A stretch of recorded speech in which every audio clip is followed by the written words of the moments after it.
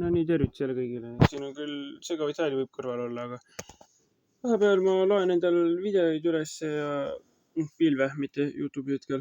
Ja korrastan, et saaks hakata YouTube'i uuesti uusi videoid tegema ja siis kui nad loevad, siis vahest vaatan videoid, aga kui ma lihtsalt annan kõik ära vaadata, ma olen selline inimene, kes suudab kuidagi terve YouTube'i iga päev mitu korda läbi vaadata, et ma ei saa aru, kuidas need teised noored suudavad lihtsalt järjest mängida ja kogu aeg ekraani taga olla.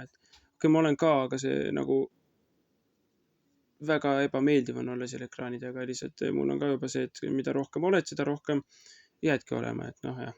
Aga muidu ma nikerdan siin niisama rusikad edasi, et mul on siin õigelkasti täis igasugust asju, et tegelikult on neid veel kuskil, aga siin on need, mis on juba enam-vähem valmis, aga jah. Ühesõnaga tore oli, vaata sai. Subscribe, like, comment ja näeme järgmises.